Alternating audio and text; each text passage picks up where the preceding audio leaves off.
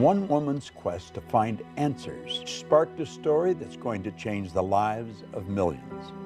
I didn't have the self-worth to get out of the abusive situation for myself. I have 3 children that are the light of my life, and they are the reason, the encouragement, the purpose for me getting out of my marriage. Holly Walker finds herself in a devastating situation. He picked me up by my neck, threw me on the hood of my car in front of our youngest daughter, beat my head into the hood of my car, and choked me until I could hardly breathe.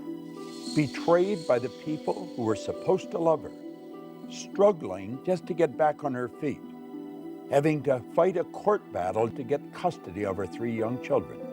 During this process, there were days that were extremely hard, that I really second-guessed and questioned, what have I done? And I decided that I was going to turn my life around. She got the idea of looking for a life coach, and she found a lady on the west coast of the United States, Kimberly Truitt. Kimberly told her she could build the life she really wanted, and she began to coach her. Holly's life began to change. I reached a point in time in my life where I decided that I was letting other people determine my happiness. And I realized that my purpose in life is to help people who are just like me. Holly and I became good friends, and today she's a leader in the professional and personal development industry. This film, Beyond the Secret, is an expression of Holly's dream, one way of helping you and the millions of people that will be watching it.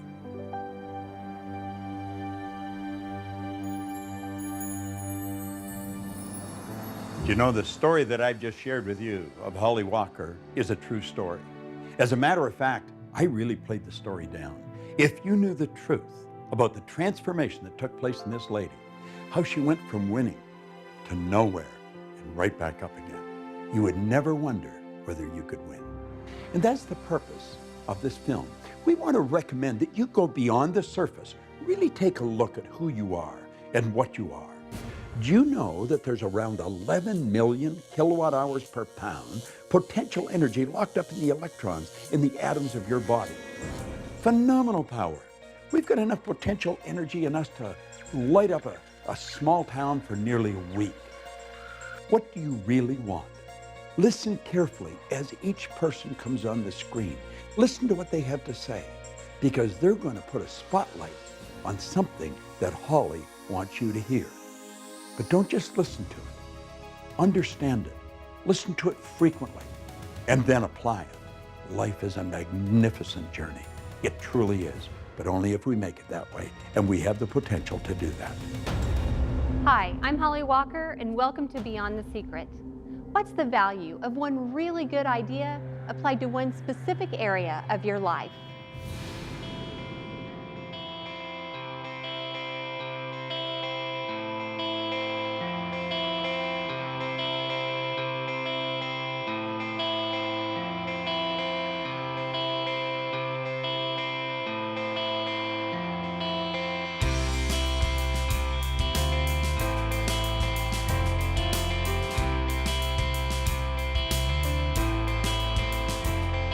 If you consider that every building in every city across our world has its ancestry in human thought, leading scientists and specific principles from the field of quantum mechanics are confirming what spiritual teachers have been telling us for centuries.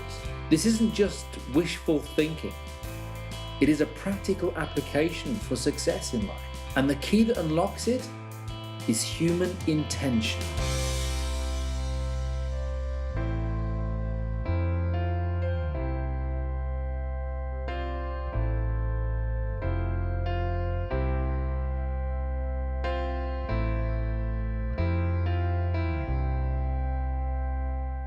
The law of attraction is no longer a secret. It's been discussed, ripped apart, examined, and put into practice by those with the awareness of how to use it to their benefit. You may be like I was, confused, disappointed, or maybe you just have a lot of questions that you need answered. My website has received thousands of emails. I think I'm doing everything I'm supposed to, but it's not happening fast enough. Why am I not making more money? Why isn't the law of attraction? I want to start living my dream lifestyle, not just dreaming about it. How do I do that? I made it my mission to find the answers. I set out to meet with the teachers who inspired me, the ones who really spoke to me and helped guide me through some very difficult times in my life. And literally, through the law of attraction, over the course of a year and a half, I was able to sit down with some of the world's leading visionaries and most inspirational teachers and ask questions. The wisdom that they share in this film is invaluable, and you can use it starting today to change your life. I have heard time and time again, and you've probably heard this yourself, that the law of attraction doesn't work. That's like saying the law of gravity doesn't work. The law of attraction is always working, just as the law of gravity is. Gravity keeps you sitting on a chair and you're not bouncing off a ceiling. But if you use it wrong and walk off a building, you're toast. Well, it's the same with the law of attraction. The law of attraction, though, is a secondary law. The law of vibration is the primary law, and the vibration you're in dictates what you're going to attract. When you're in the vibration of having ideas, everything that's in harmony with having that experience will start to be attracted to you. Like energy attracts like energy. If you're not in a good vibration, you're going to attract stuff you don't want. But the law of attraction's always working. It's a matter of understanding it and bringing our mind and body, our whole being, into the right vibration so that we attract what we want. So if you think you're using the law of attraction, but you're not creating the results you want, it's sort of like taking a lamp to an electric plug. So if I'm carrying a lamp and I'm heading over to an electric plug, and I plug that lamp in, and I don't get any light, I don't get down on my knees and beg the law of electricity to please, dear law of electricity. I've thought about the law of electricity, I've done everything I know, how to be in harmony with the law of electricity, but I'm not getting any electricity, so please help me get electricity. We would never do that. We would think something's out of whack here. Either the wiring in the walls is incorrect, the cord is got a short in it, or the light bulb needs to get changed. And we would know that we need to do something to bring ourselves in harmony with the law of electricity. And it's not different with the law of attraction. So what we're thinking about manifests many times in our daily lives, but sometimes people think that a thought is an actual thing, like what I'm thinking about right now, instead of where I'm thinking from. Where I'm thinking from. So thought is more than a thing. A thought is the very essence of our life.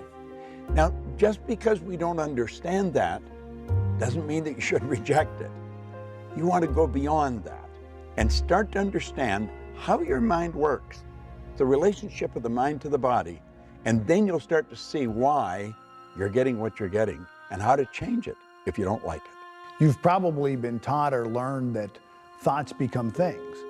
And they do become things. They become our belief system. They become our identity, our self-worth. Thoughts become things when they're aligned with feelings, when they're aligned with action, when they're aligned with strategic relationships, when they're aligned with your gift, with your calling, with whatever it is that you're bringing out in the universe. Thoughts becoming things. Let me turn that around. Everything was at one time a thought.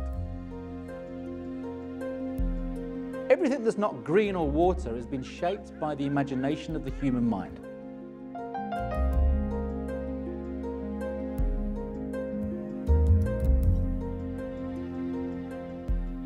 Everything you look at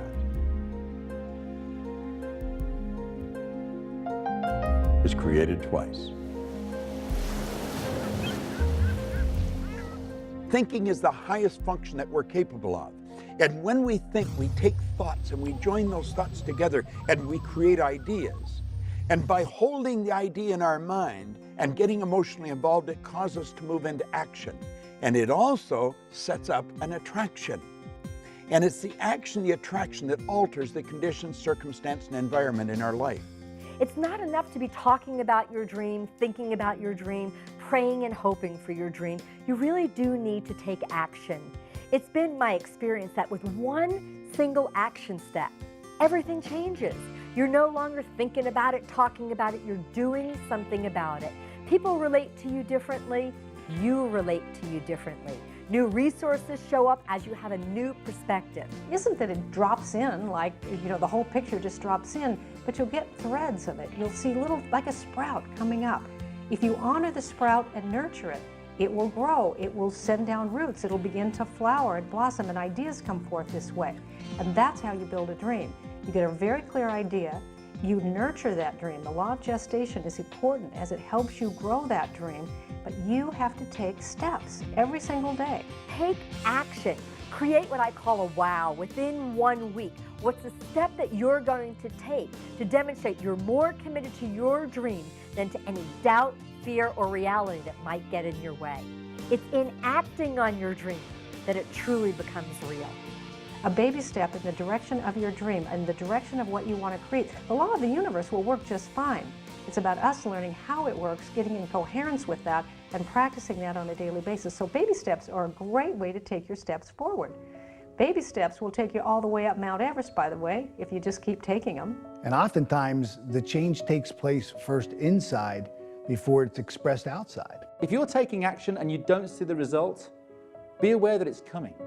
And in fact, if you do build your awareness around and start looking for little examples, little results that actually are coming your way, I think you'll find that they're already there. What I've realized is when I was relying on just blind faith, whenever I would meet with this condition or circumstance that I didn't know how to go through, oftentimes I stepped backwards into safety. It's really faith based on understanding how we operate that allows us to move confidently through that terror barrier and into that area of unknown outside of our comfort zone. It takes 5 years to become a plumber. It takes 5 years to become a mechanic. I'm not quite sure how long it takes to become a medical doctor, but I would imagine a few more than that. Well, we can't watch a 70-minute DVD and like that understand what makes life tick. We've got to make a decision that we're going to study something about ourselves. It takes a different kind of process to grow the bamboo tree. You plant the seed and you water and you cultivate the soil for 5 years. And at the end of 5 years, the bamboo tree that does not break through the ground in those 5 years, in 6 weeks it grows over 90 feet tall. Now the question is, did it grow 90 feet tall in 6 weeks or in 5 years? And I say in 5 years, because had at any point in time you stop watering it, at any point in time you stop cultivating the soil, the bamboo tree would die in the ground. A lot of people, because they're impatient and they want things right now, they allow their dreams to die in rejection. They allow their dreams to die in bankruptcy. They allow their dreams to die in negative conversations. They allow their dreams to die in excuses. They allow their dreams to die inside of them because they're not patient. They don't trust. They don't believe. Belief and trust gives you patience. When we're born, we are programmed to move along a certain track. That's called genetic conditioning. It's part of a paradigm, part of a control mechanism in our mind. And then we're programmed environmentally. Thoughts that you hold and the thoughts that you choose start to create your beliefs. They create your paradigms. They create the filters through which you see your world. Those beliefs are really what determine the actions that you're willing or not willing to take. And I don't think it takes any genius to tell you that the actions that you take in life are those things that are most responsible for the results that you're getting. I think the first thing you have to do is you've got to decide exactly what you want and then write it out in a vision form. We can take a pen and a piece of paper and decree our own destiny. Like a story, like it's already happened, like it's present tense. Now, if we don't do that, and unfortunately not that many people do, then it's predetermined. It's predestined by the paradigm that's built into us at birth. But you have the ability to change it. You build the image, you get emotionally involved with that image, you hold that image in your mind of that life that you want to live and you in it. And you will begin to see those results manifest themselves. That is the way to create the life that you want. Our gifts come to serve the world, not to make us rich first, And so, but I was trying to get rich off my gifts. And I was so sad. I worked the principles too. I wrote it down. I did all the things that I learned to do early in the game. And I was very depressed a lot of the times because what I wanted to see happen was not manifesting. You know, we live in this GPS society where we think we have to know every single step we've got to make, and it's really not that way. It didn't dawn on me that maybe I was on the wrong track, that maybe there was something better for me. As long as we know what the very first step is for us to take, and we may not even have a clear idea of that. Thoreau said if we'll just advance confidently just in the direction of our dream, we can live the life we've imagined. But one thing that I didn't stop doing was that I didn't stop singing, and I didn't stop writing songs, and I didn't stop with my interest in music. I loved it. What we need to know is why, what our purpose is. Knowing how to do something really is at best guessing. That's something that's left to our Creator, to our relationship and understanding of how God operates with and through us. I got to a spiritual community that really inspired me, and I heard the message. I heard this message that said I was more than my idea of what I thought life was. But there was something greater happening than what my disappointment had said the world was. I was disappointed with the world. I was disappointed with everything. I was pissed off. I was mad. I was cynical, you know, because I had worked the principles, I thought. And I was like, once I really understood what that meant, I became alive again. That numbness inside of me began to thaw. You know, that numbness from disappointment began to really thaw. God never meant for me to be Lionel Richie. Lionel Richie, like Oprah said, Lionel Richie was taken. You know, I was here to be Ricky. Or what did that mean? You know, what? And then I started writing these songs of inspiration, writing songs about, you know, about love, about God. That's what I came to do. That's what I came to do. I received an email from a woman who got married at an early age, had children, and she's now divorced. She works at a job that she doesn't like to support her family. Her email had so much in common with a lot of others. You feel overwhelmed by responsibility, and it may be true that you do feel stuck. That thinking is the problem. The other stuff isn't really the problem. The thinking that you're stuck is the problem. So I know it's hard to think differently when you really think you're stuck. That's why you want to study this, and that's why you want to get some help thinking differently. Okay, if I didn't believe I was stuck, what options do I have? If I didn't believe that I was going to be stuck for the rest of my life with this, what could I do? The mistakes you've made in the past, you've already paid for. You don't have to pay twice. Start right now. Redefine what it is that you want. Begin to take the steps to the dream job that you do want. And you think into the solution. You begin to think from a believing that maybe there's an opportunity. I don't know the opportunity yet, but just maybe. And onto that parched field of believing, let one little drop of water land and say, if I didn't believe it was totally impossible for me to have a life that was really fulfilling, what could I do? There are people who could say, you know, Les, I made a lot of early mistakes. And because of the mistakes I made, because of those decisions that I made some short-term decisions that had some long-term consequences. And as a result of that, I can't live my dream now. Well, that's all in the past.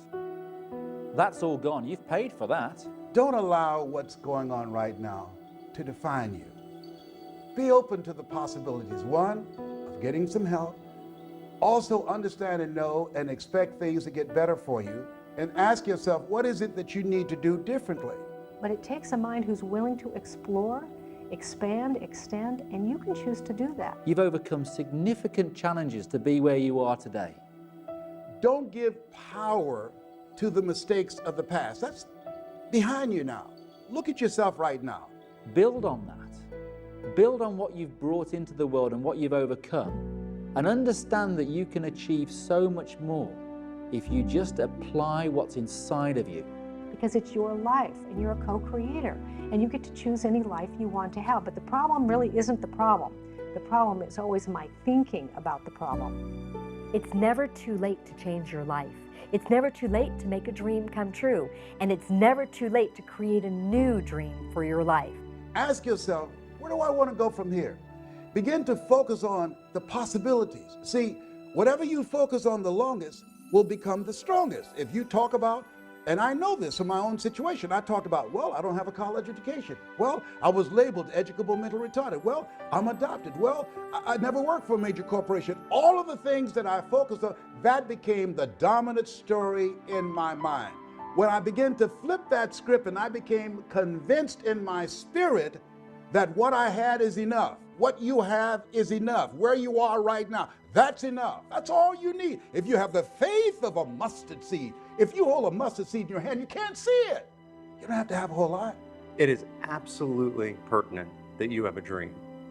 If you don't have a dream and you're taking action every single day, then there's really nothing that separates you from a hamster running around in a wheel.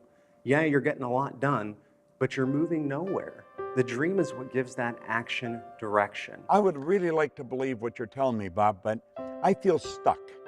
By the time I get home and get the kids to bed, I'm beat. I'm in hock right up to here. I don't have the money to really buy some of the things or attend some of the programs you're talking about. And quite frankly, I'm tired. I really don't know how to make it work. What is something that I know I could do, know I should do, and know if I would do, it would move me closer to my dream? Now, I'm not asking that you're gonna have an answer that's gonna make this big quantum leap. What's just the first step? I have a friend who does a seminar called How to Earn Over $200,000 a Year with Your Eyes Closed. Mike Jones out of Philadelphia. He's been blind since he was 10 years old. Tawana Williams, she wrote a book called Unarmed But Dangerous. She's the president of her own corporation. She was a 10-year crack addict, a single mother, and she was born without arms. Oh, what's your excuse? I say you're bigger than your excuse.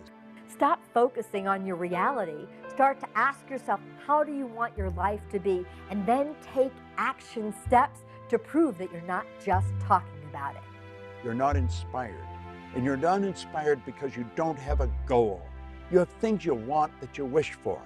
You're being controlled by what's going on in your outside world. Your external circumstances are just a mere reflection of your internal circumstances.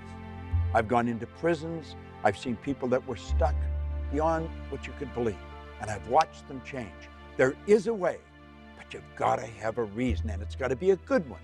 It's got to be something you want. And not all dreams need to be Mother Teresa dreams. We're lucky that there are people in the world that do want to make the world a better place.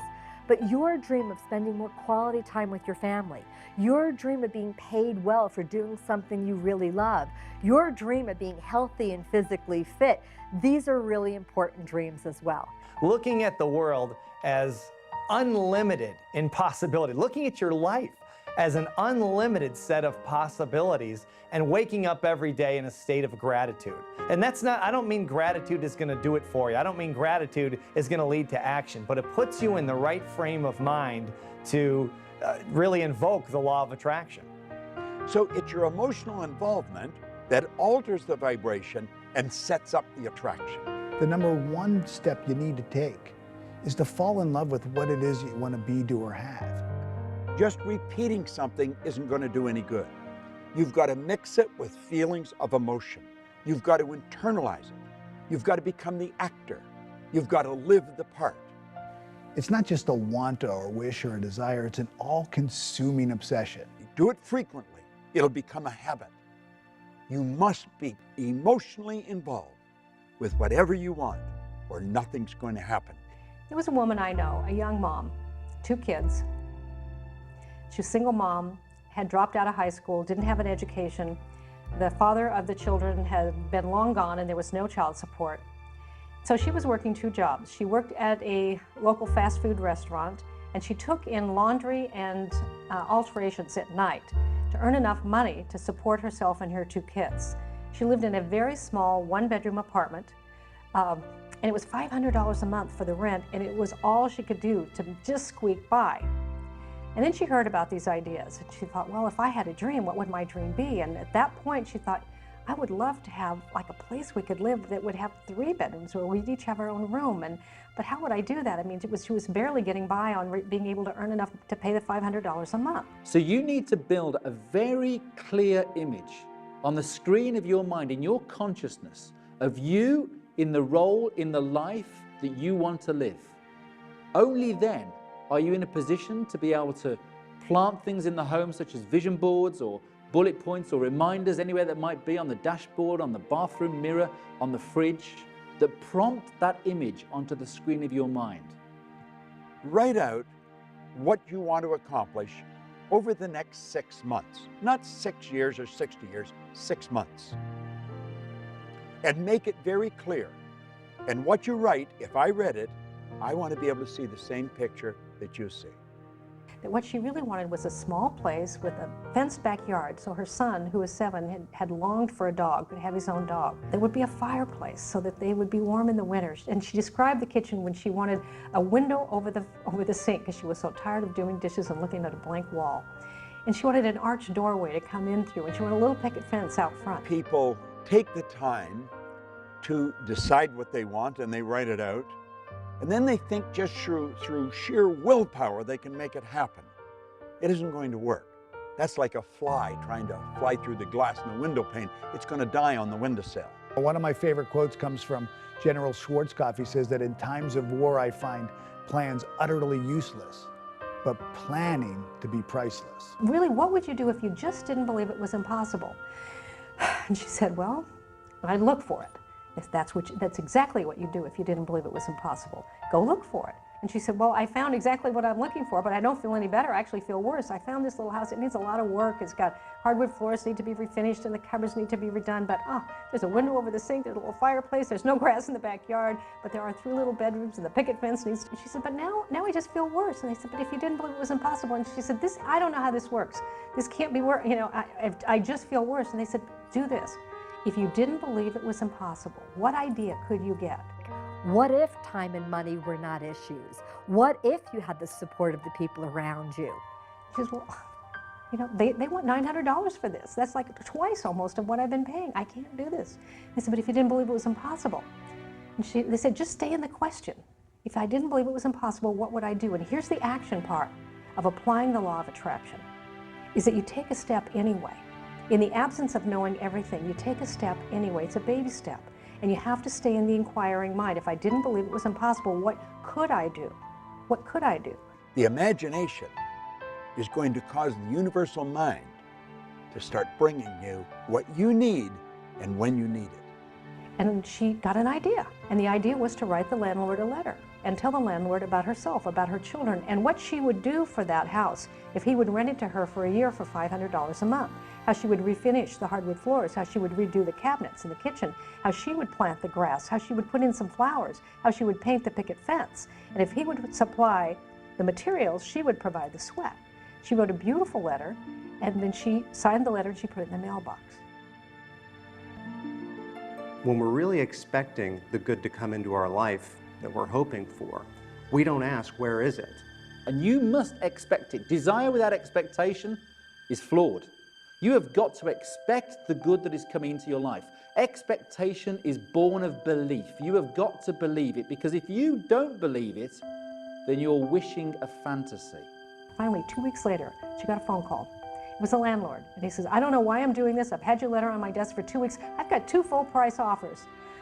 But something in your letter just won't leave me alone. So I want you to sign a contract, what you'll do each quarter of the year. And if you really will do what you say you'll do, I'll let you have the house for $500 a month. Now here she had manifested what she had really hoped for, and there was no material way from her current status that she could create it. But the interesting part is not that she got the house, which she did, and not that she fixed up the house, which she did, but who she became in the process. Because she began to discover herself as someone who could create, as someone who could have a picture and not know exactly how to do it, but apply the laws of the universe and stay in the mind that says, if I didn't believe it was impossible, what would I do? And an idea would come, and if you take that step, things unfold. I really related to this next video email because I've experienced a lot of the same things. My husband thinks this stuff is all a bunch of fairy dust. It's hard to try when he constantly puts down everything I do. Does this stuff really work? See, everybody does not want to see you make it. There's some people that are jealous. There's some people that are envious. Why? I don't know. Some people, because if you are driven and you're working on your goals and dreams, they feel that will make them look bad.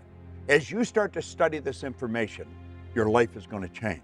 You know, along the way of trying to apply these principles, you'll hit the top edge of your paradigm. You'll hit other people telling you all the reasons it can't happen, what can't be done. MIT did a study. If I tell you, you can't do that, someone has to come along and say, you can do it. You can do it 17 times to neutralize that one time.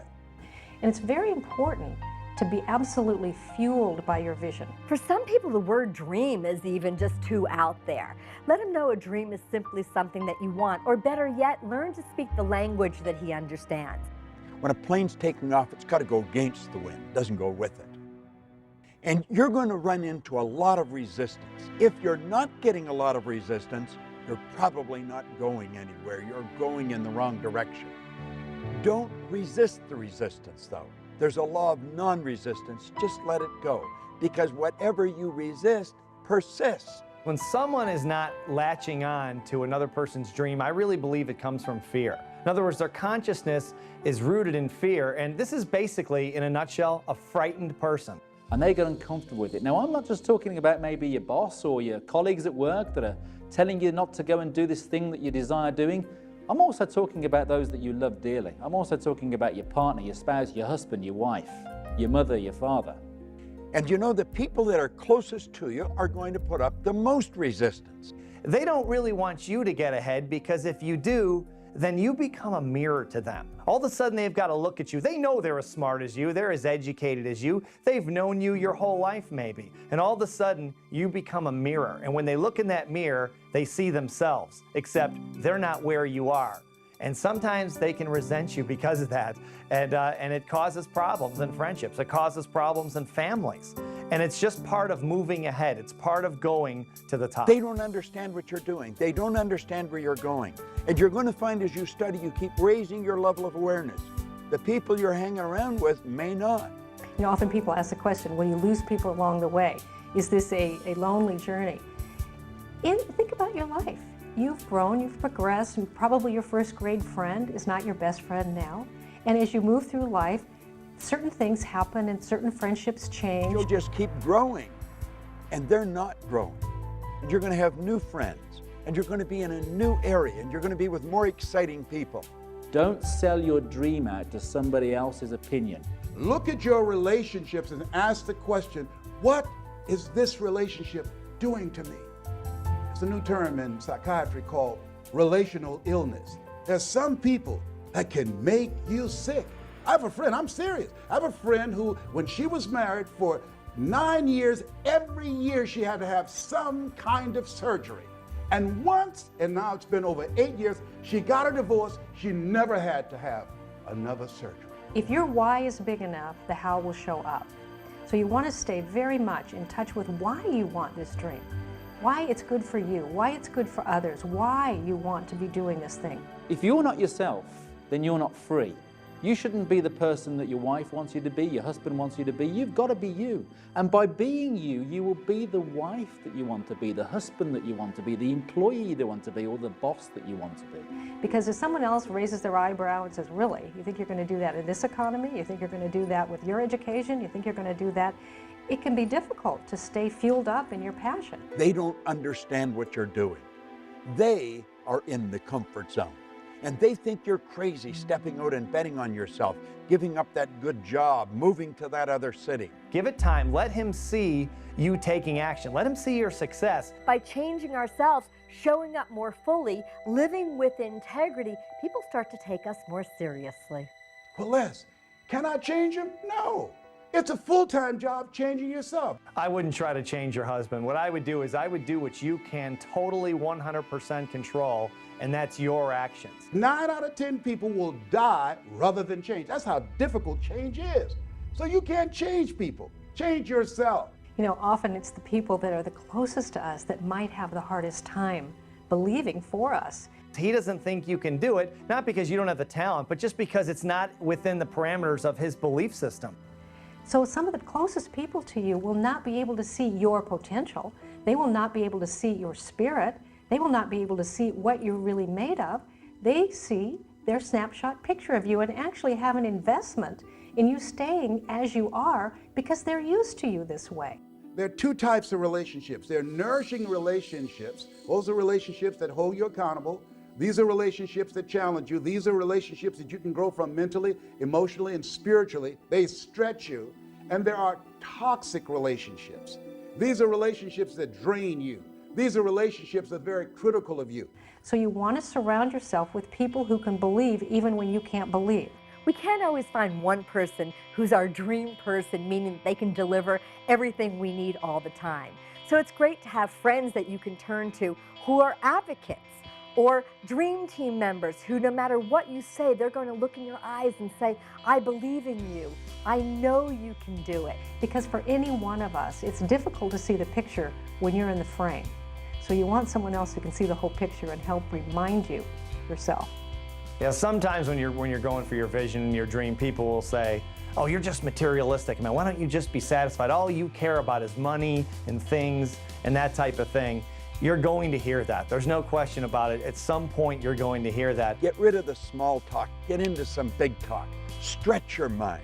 Go where you've never been. What we're talking about is not about materialism, it's about thinking. You can apply it and get as wealthy as you want to be. There's no question about that, and a lot of people have. You can also apply it to your relationships. You can apply it to your health and fitness.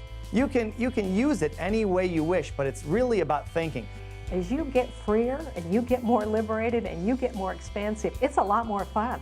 And people who are the naysayers and people who said it couldn't be done, take a look at your life and then they get interested themselves. And if they don't, you just bless that and honor their right to have a life that they choose. Life is short and it can be great. Make it that way. Don't let the resistance knock you off track. There's some people that are so happy and so at home being negative, they can walk into a dark room and begin to develop. You know who they are.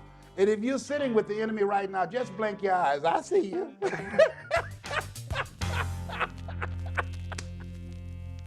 This video email is from Laura, and she is like so many of us. She doesn't like change. I hate change. I'm not happy with my life, but making huge changes seems way out there, and I don't want to end up being laughed at if I fail. You know, if we'll be open to a new idea that maybe change can lead us to the growth that we really want in our lives, to a completely new who we are, a redefinition of our purpose in life, a full realization of our potential, then maybe change doesn't become this thing that we have to struggle with or wrestle with. Most people live their lives completely at the whims of the circumstances around them. It's easy to get comfortable in a life that isn't really that comfortable because we're used to it. Get out of the comfort zone. You know, if you're comfortable where you are, you're in a bad spot. You know, I was very corporately conditioned. I was programmed to go into work every day, to earn the salary check, and the thought of not having that salary check, the thought of not having that company car, the thought of moving out and doing my own thing scared me witless. It kept me in that place for 4 years beyond when I should have gone. Don't settle for comfort. Life is too short. It can be a phenomenal trip. Don't give yourself permission to continue to be where you are. Give yourself permission to grow. Give yourself permission to reinvent yourself. Give yourself permission to take your life to the next level. When people say to me, I'm scared, I know where they are. Because you see, we're controlled by our conditioning. We're controlled by our paradigms. And they will keep us gripped because they don't like change. Status quo is their business. Being comfortable is not a good place to be. And unfortunately, most of us were encouraged to get there. Just get enough money to pay your bills and everything's going to be great. People who live lives of greatness are willing to be uncomfortable in the interest of growth. They're willing to stretch a bit. They're willing to be in some uncharted territory. It's when you're uncomfortable that you're growing. It's when you're a little scared. You're excited and scared at the same time. And that feeling at the conscious level is worry. At the subconscious level is fear, and in your body is anxiety. Now understand what this message is from your mind. Your body is just an instrument of your mind. This is your mind's way of telling you that you are about to grow. It's when you're going after something, you have no idea how you're going to get there, but you've got to know you're going to get there. It is not your mind's way of telling you that you cannot achieve what it is that you're about to do. You have infinite potential. Step out and bet on yourself and keep going until you reach a point of discomfort. Then you know you're growing. A 100,000-mile journey begins with the first step. You take that one step, you'll find that the next step will become clear to you. And then the next step. And before you know it, things will have changed like that. Now, if that's not something that you like or want to do, then you get to have the life you want. And you can stay stuck as long as you want. It's your life. But ultimately, if you notice, you might get really tired of feeling hemmed in, closed down, shut in to a life that is very repetitive. Some people live 90 years, some people live 1 year 90 times. The beautiful thing about being who we are is we have the ability to make choices. J. Martin Coe, in a little book called Your Greatest Power, said that is your greatest power. It's the power to choose. Every day I wake up, I make up my mind, today's going to be a great day. And you know something? It is. If you learned to walk, you had some disappointment. You saw a toy across the room, you wanted to go get it. You stood up and you fell down, and you stood up and you fell down, and you stood up and you fell down, and you never once, when you fell down, went, that's it, I'm just not meant to be a walker. No baby does that. But as adults, we get older and we start thinking we're smarter than that. So we fall down in love and go, that's it, I guess I'm not meant to have love. I don't want to be disappointed and hurt again. We fall down in money. We say, oh, I guess it's not for me to have abundance. It's not about that. It's about a willingness to have some stretch goals. And you are going to fall down and you are going to have some disappointment. But it's okay if along the way, what you're recognizing is you're part of something that is much bigger than a little bit of disappointment or having your dream come true exactly when you thought it should. You're living a life. If you look at the most successful people that have ever lived, the ones alive today or the ones in the past, failure was a part of their journey. And you're living in what Hildegard de Bingen in the 13th century called the best life there is. And she said each one of us must learn to live on the green growing edges of our own becoming. You're here to do what you love to do. And then it's more than just following your bliss. It's really, really doing the thing that you love to do and learning how to do that well, not to think that, well, just because I can sing, I love to sing, well, let me go get a record deal. Let me go get a contract. Let me use the laws to manifest this. And it's like, well, no, let's learn to sing. And that's where aliveness is. So you get to choose how much life you're willing to live. We're here to serve our gifts to the world. That's why we got them. That's why we got the things that we love to do. I mean, it's an indication of what it is you came to do. In your day-to-day activities, what really has meaning for you? And that'll be 75% of your purpose, of what you're passionate about. The other 25% can be calibrated by those around you that know you well. Ask them what it is that you're good at. Ask them what it is that they love about you, what you do at your best. Correlating both of those will be your purpose. I've always loved music. And so my vocation revolves around music. It always has. I mean, I've always loved doing that. And I've met so many people who just really didn't know. They don't know what they came to do. I'm thinking like, well, you just came to express your creativity. Now, what is it that you feel good about being creative? I mean, how do you like to express yourself? What is the way you like to do that? And somewhere along your line of interest lies the thing that you came to do. And then the people who would be served by what it is that you love to do. You watch most people, it looks like life was a practice run.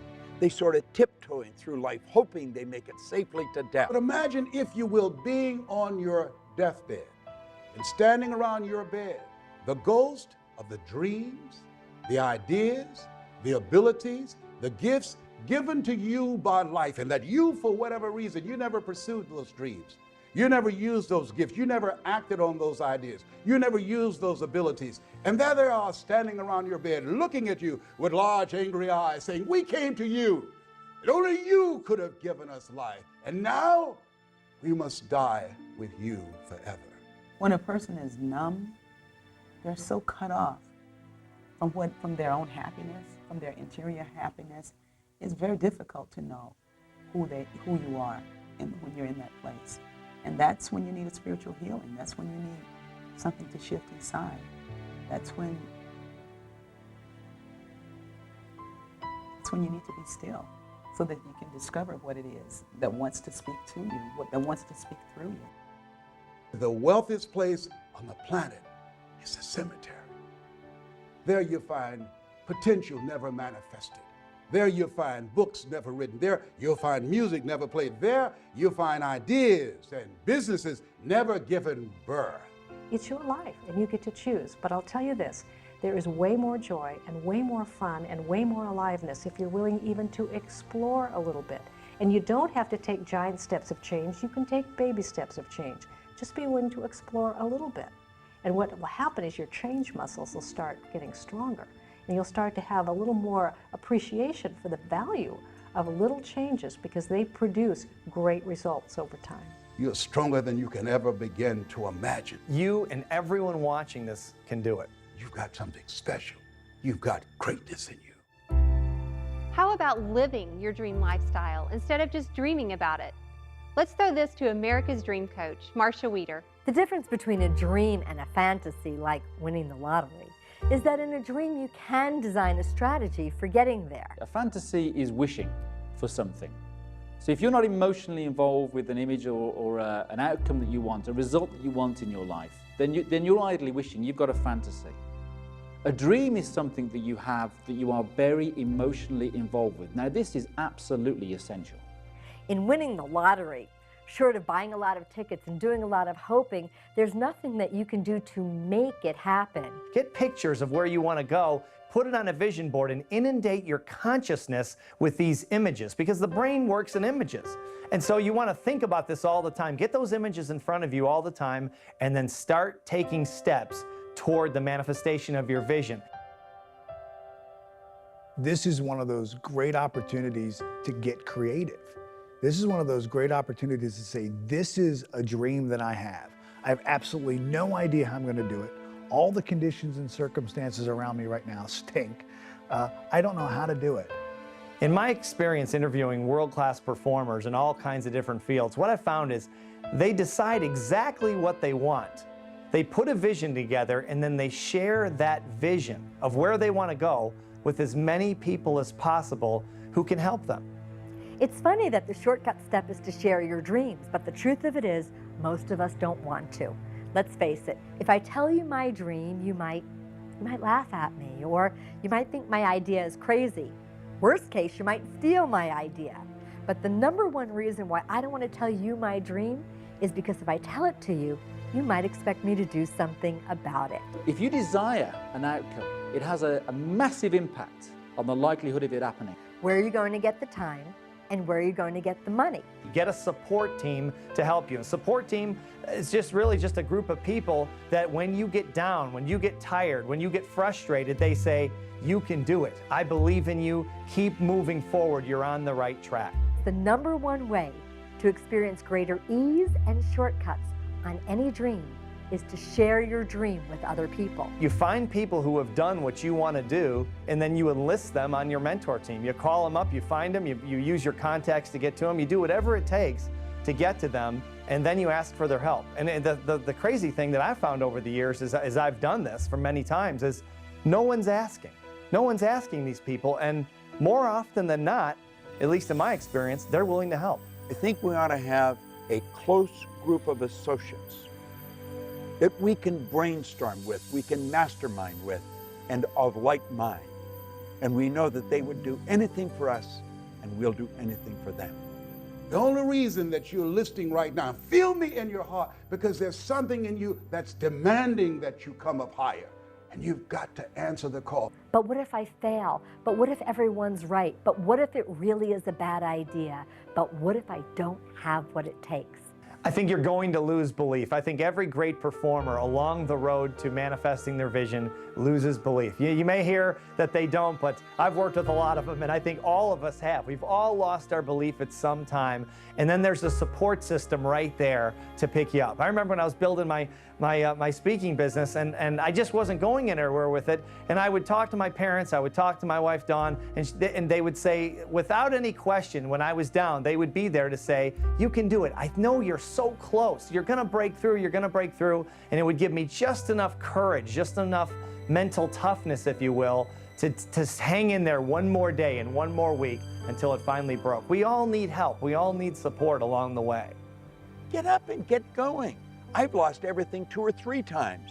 Never slowed me down. 8 out of 10 millionaires have been financially bankrupt. So what? You can come back again. Willie Jolly, motivational speaker and author, said a setback is a setup for a comeback. You have comeback power. I found, and I think you're going to find the same thing, is that dreams are contagious. The secret here is to separate out what is your dream and what are your doubts and fears about it. The bottom line is, which one are you more committed to? Your dream or your doubt? Your dream or your fear or your reality? Prove that you're more committed to your dream by taking action. To become that person that you know in your heart of hearts that you have it within you. In the current economy, businesses are facing tough times. I've talked to business owners and individuals with small companies, and basically, they all have the same question. My business is hurting.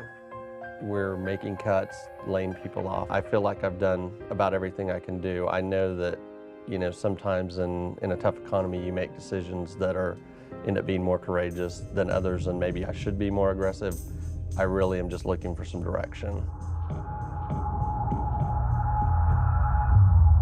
The nation's foreclosure crisis is centered in 4 states, but taxpayers across the country will feel the pain of bailing in America continues to spiral downward. The Dow Jones dropped another 300 points. Foreclosures reached an all-time high. Stock market plunged today. The Dow is tumbling once again. Just this week, information was released that 2.3 million American homeowners faced the loss of their homes last year. We are being inundated today with economic information, the likes of which probably most people alive have never heard before. You have been given the God-given ability to create your own economy. And that's what you want to start to do. Quit listening to all these terrible news broadcasts. Does that mean that the economy is not in bad shape? It doesn't mean that at all.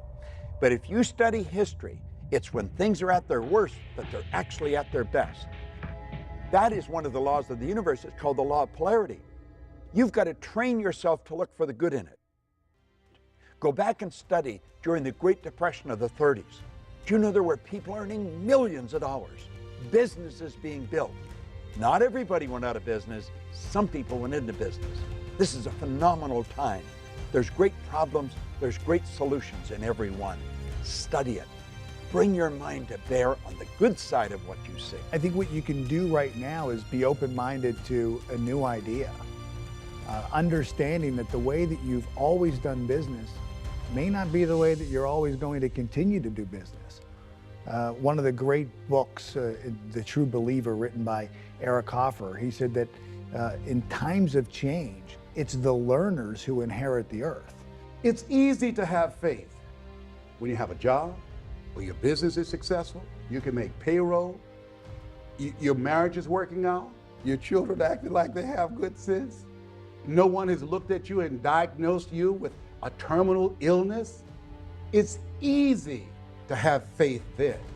But the true test of faith is when life taps you on the shoulder. You've got to look to your beliefs about money. Like, what do you believe about money? Do you believe that money is a good thing? Is it a bad thing? Is it something that that you shouldn't want? Is it wrong to want money? I would study your beliefs, because your beliefs will dictate your behaviors. You don't necessarily get what it is that you want in life.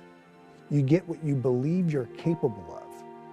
You get what you believe you're worth. And if your behaviors aren't in line with making more money, you won't make more money. You can wish for it all day long. It's not going to happen. But if you can alter your beliefs and expand your beliefs around money, you can automatically, just by default, change your behaviors around money, which will ultimately lead to making more money. A person doesn't earn $50,000 a year because they want $50,000 a year. They earn $50,000 a year because they're not aware of how to earn $50,000 a month.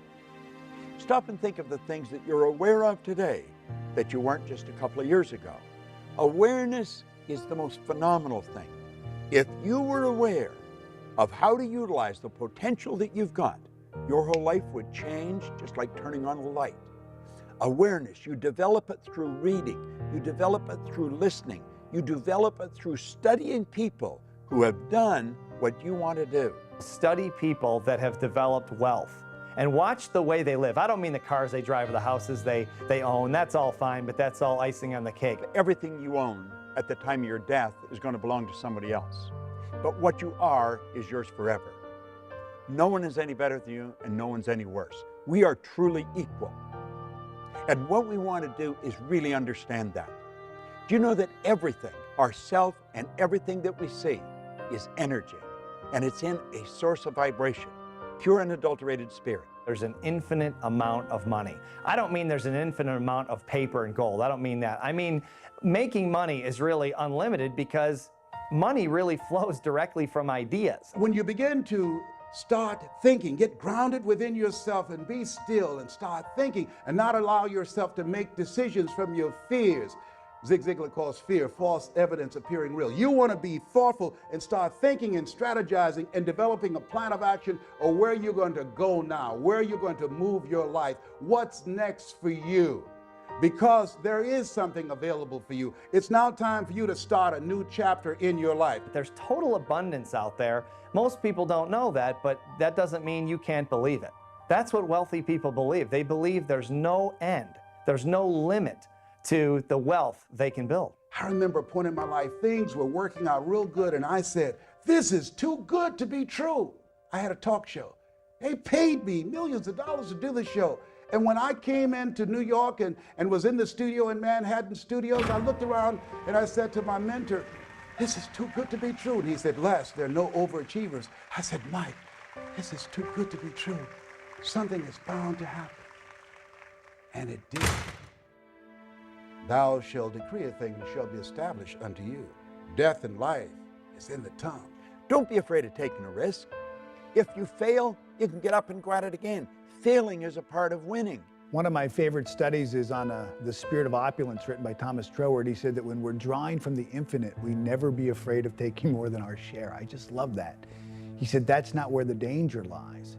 The danger lies is in taking less and being willing to settle for that. I am asked over and over again, is this a good time to take a risk? Step out and follow your purpose. Do you know the worst thing that can happen to you is not to take a risk? That's the greatest risk. See, I live with the idea that if you're not on the edge, you're taking up too much room. We've got to step out of the life we're in if we ever want to get to the one we're going for. You know, a lot of people talking about waiting for their ship to come in. And Abraham Lincoln talked about the fact that the people who win in life are willing to swim out to the ship. You weren't born believing that money is the root of all evil, or that you should go to college or you shouldn't go to college, or you should get married or not get married. Those are all programs from people of influence in our childhood. When we were little kids, people said this is right and this is wrong. And we believed it because we didn't have any frame of reference as children to argue with them. Well, now we do. Now we know what we're going to need to get where we want to go. The quality of thinking that has defined who you are and the life conditions and circumstances you have now is not the same quality of thinking that's going to produce what it is that you want and move you beyond your comfort zone. Now you believe it. Now what? Now what you're going to do is you're going to start taking action to move forward with building your wealth, because you're not going to be holding yourself back. You're not going to be sabotaging yourself with this belief that there's only so much, and who are you to want more? Who are you to dream bigger? Because you know there's enough to go around for anyone that can believe and then follow up their belief with action. If you have an idea of a business that you want to start, and immediately you sit down with pen and paper and want to figure out how you're going to afford it, you might right out of the gate compromise the dream down, making it smaller, because you know that you can afford this much money. But as you start to pump up the muscle of being more creative, more visionary, dreaming bigger dreams, you'll also see that it's more powerful to really go for what you want and then figure out how to make it happen. First, understand what your dream looks like. And then when you know what your dream is, then decide if you have enough money or not, because how possibly could you know how much money you need until you start taking action towards it? In our conscious mind, we have this thought that we want to be, do, or have more. We want this big income, we want better relationships. But that thought then has to be in harmony with the belief of who we are. And oftentimes it's not.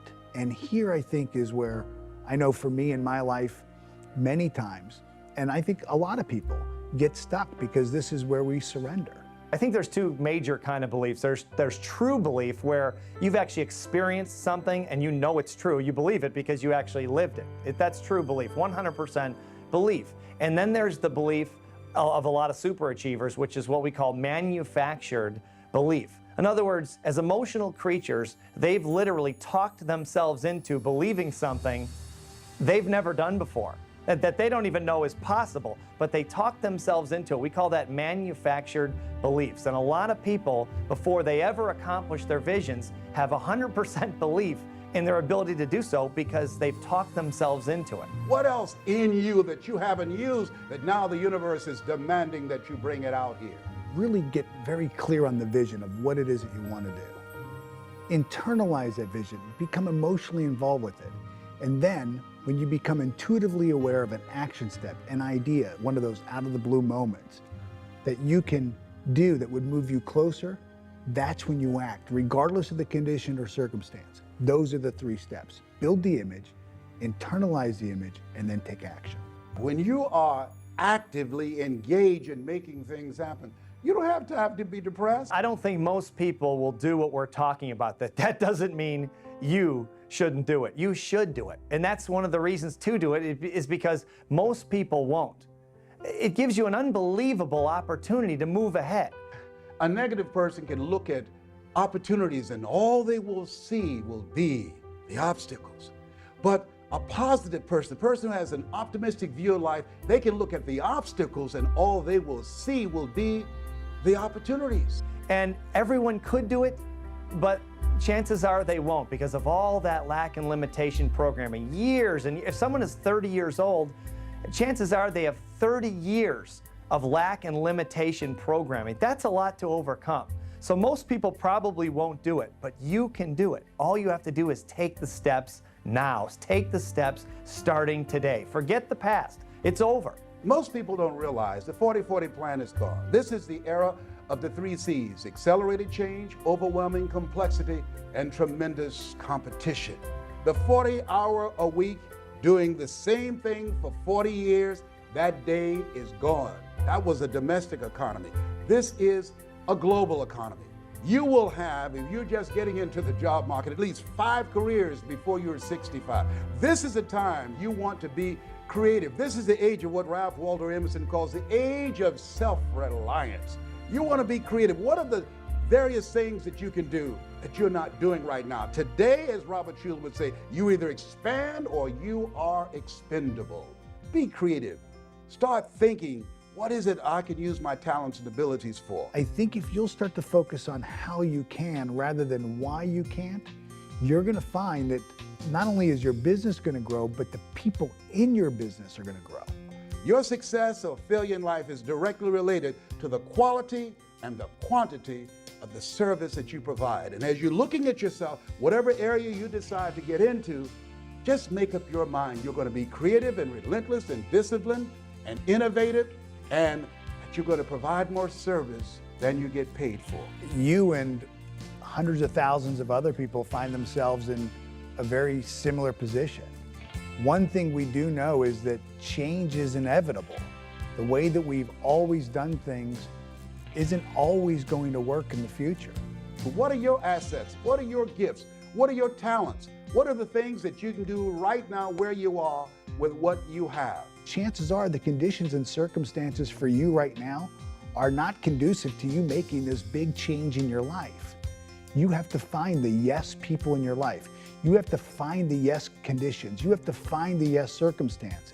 You want to be connected with like-minded and like-hearted people people who you trust and believe in, people who are moving in the direction of their dreams, people that can inspire you and that you can inspire them, people who can help you to open some doors that you don't see right now, people that can help you go to the next level. You want to be connected with people that are on the way rather than in the way. When you've got enough money, you can do what you want, when you want, with whom you want, for as long as you want, and you don't really ever have to be responsible to anyone else. You're never beholden to anyone else unless you want to be, unless you choose to be. It gives you the ultimate freedom, which is the freedom of choice. If you're going through hell, don't stop. Keep moving. In Napoleon Hill's book, Think and Grow Rich, he brought out a very, very important point. He said that an educated person is not necessarily a person with an abundance of general or specialized knowledge. He said an educated person is a person who has so developed the faculties of their mind that they can acquire anything they want or its equivalent without violating the rights of others. Our education system is nothing more than a system that memorizes data.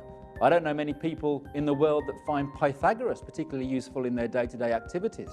So we come out of an education system without ever asking ourselves quality questions, the kind of questions that people need to live a fulfilled life. You have a conscious mind and you have a subconscious mind. Your conscious mind can originate ideas, it can accept ideas, and it can reject ideas. Most of us have been programmed and conditioned our entire lives to gather information in this part of our mind using our physical senses. And it's through gathering this information that we then begin to form ideas.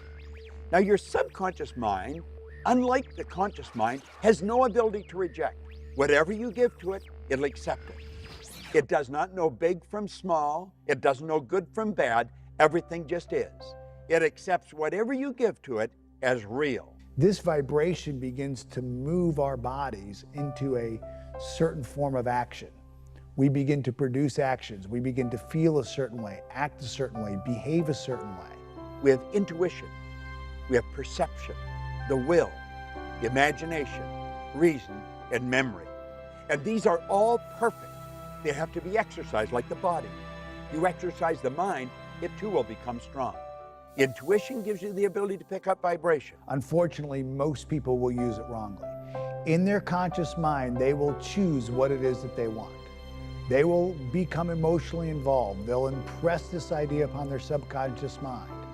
And while they're just driving down the road, an idea just pops right into their mind, out of the blue. And this idea will be in harmony with what it is that they've asked for. It'll be in harmony with the goal that they've set. And the first thing they do is they say, "Are you sure? You know, is this the right idea or is this the wrong idea? Should I do this or should I do that? Is this good or bad?" What you don't like, reject it. And what you do like, accept it. You've been given the ability to think. It's the highest function that you're capable of. When we get this intuitive idea, when this sixth sense, when this hunch comes in, you don't want to ask, is this right or wrong, or good or bad, should I or shouldn't I? Because that's a limiting question, and the answer is yes to both of those. There's reasons probably why you should, and there's reasons why you probably shouldn't. The better question to ask is this: if I acted on this idea, would it then move me in the direction of the model of perfection that I'm claiming I want in my life? And if it will, you've got to move. So stop giving yourself those excuses that say, well, you know, I'm not good enough for this, I'm not good enough for that, because that again is your conditioning. That's rubbish. You can achieve whatever it is that you want to achieve in the same way that Bill Gates has done it, in the same way that Richard Branson has done it, or in the same way that anybody that you get inspired by has done it. Understand that you have exactly the same faculties, the ability to choose and shape your environment accordingly. Tune into that power, and you will create an extraordinary life. Well, I believe that we're all radiant lights of God. You are a radiant light of God. I'm a radiant light of God. And if you don't want to use the word God, we are radiant lights. We're energy. We're pure energy. So we're always radiating something. We're radiating something, and I would choose to be one who radiated love.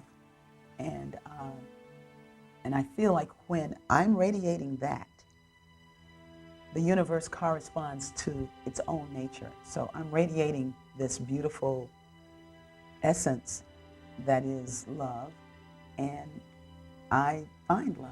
You define your purpose by first taking a look at your life, the things that you're doing for work and the things that you're doing for fun, and say, what do I really get excited about? What really gives me that psychic income, that feeling that I'm doing better? That kind of feeling is telling you, it's feedback from the spiritual core of you, who you are inside. That's telling you your purpose. And you will find that there is magic in this. As the image and the feeling tone get in coherence, it's like laser, and things really begin to shift fast. I know today's going to be a great day. There are no problems, there's only lessons. Everything that happens is to teach us something, to move us ahead to the next phase of our eternal journey. This isn't a fantasy world we're talking about. This is the real world. This is something you can do. People with less talent, less intelligence, less education have done this. Find out what you love and then dedicate your life to it. If you at all believe in the law of attraction, you know that you've attracted this film into your life at this very moment in your life. You're not here by accident. I'm not sitting here talking to you by accident. I encourage you now to live your life, to live into your full potential, to recognize the greatness within you, and to begin to express it. The world is waiting for you. You have something special. You've got greatness within you. Answer the call. It's time.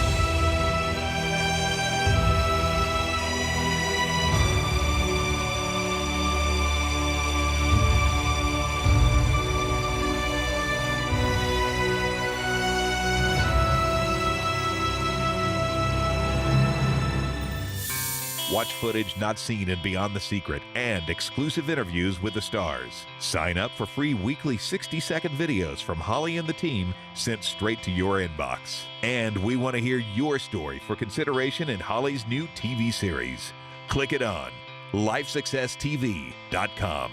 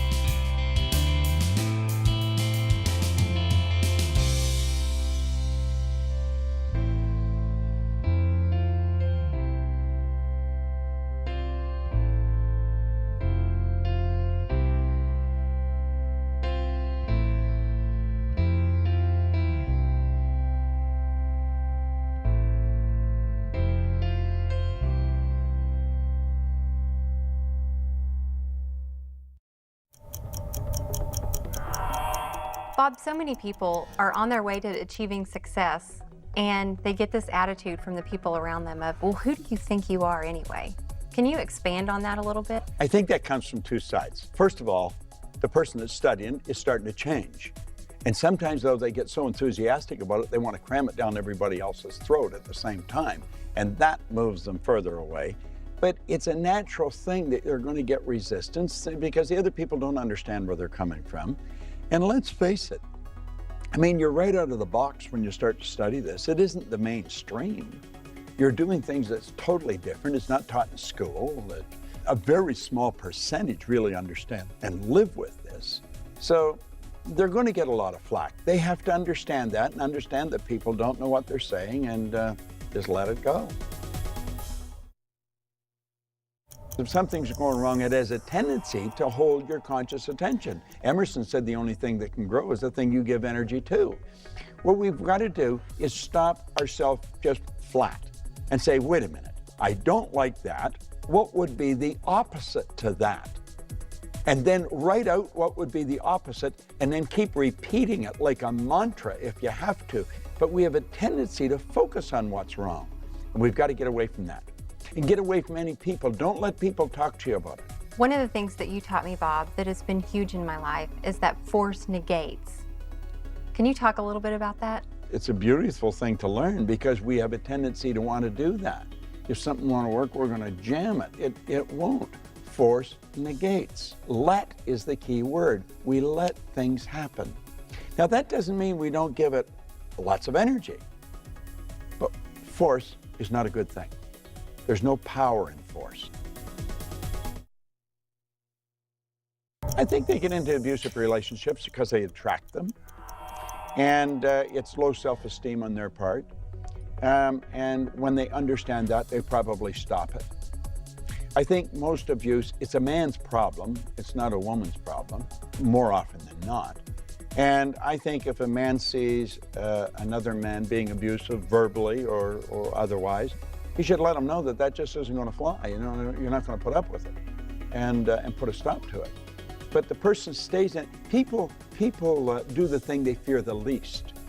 They're probably more afraid of being alone than they are of being in a bad relationship. But if a person starts to develop their own self-confidence, the abusive relationships will go their way.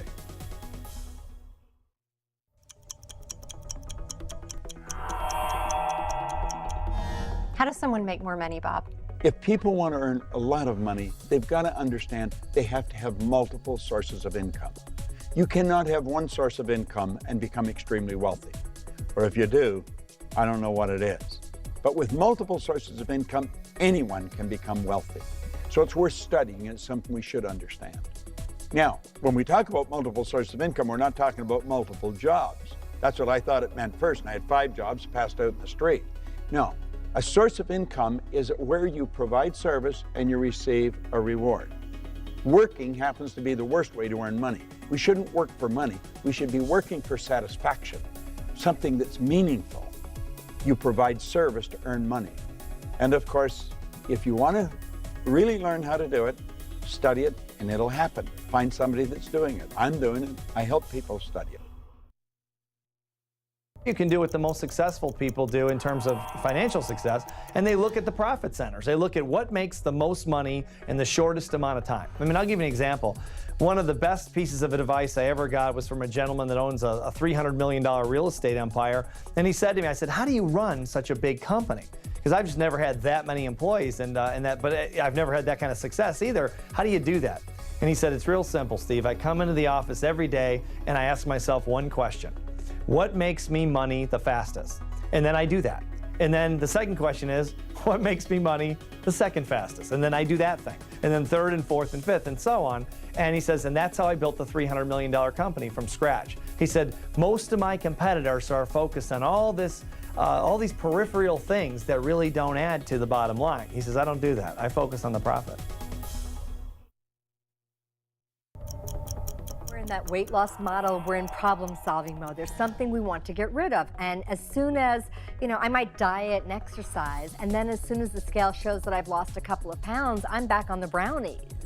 So it's not an incredibly powerful way of living life. I do find that it's, I see people have better results when they're honest about where they are, we'll call that their reality, but more committed to the dream of where they want to go.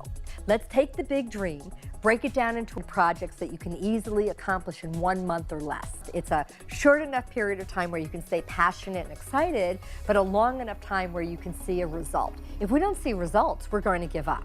One of my missions in life is to change the way that we think about and talk about our dreams. So instead of it being, gee, maybe someday, it's like, this is what I want and this is what I'm going to do to prove to myself and the world around me that I'm serious about it. I almost don't care what it is that you're doing, as long as you're doing something every day to make the dream happen.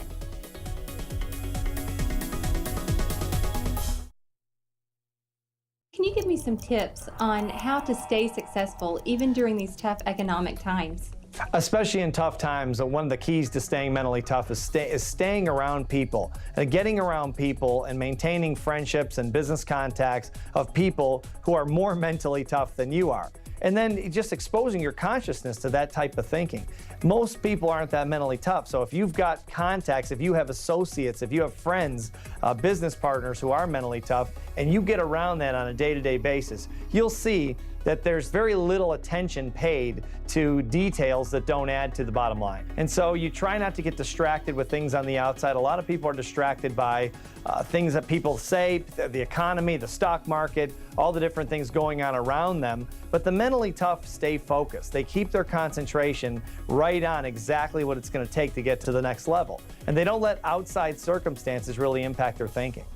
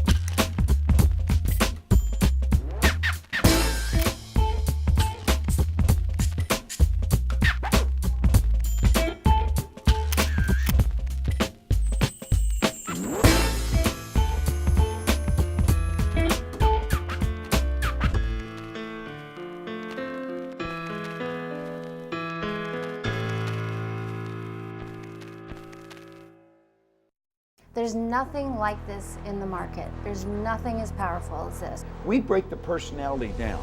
We show them how the mind functions. We show them the relationship of the mind to the results. There isn't another program in the market like this. This is powerful information. This program goes right to the primary cause of results. And in a market like this, we've got to get the people to pull together and bring the potential to the surface and increase productivity and lower costs. And that's exactly what this program will do. It teaches everyone who they are. And once they understand who they are as an individual, within a group, within a company, then they know how to bring more of themselves to the table and get the results they want. Changes their perception, changes their paradigm, changes the bottom line.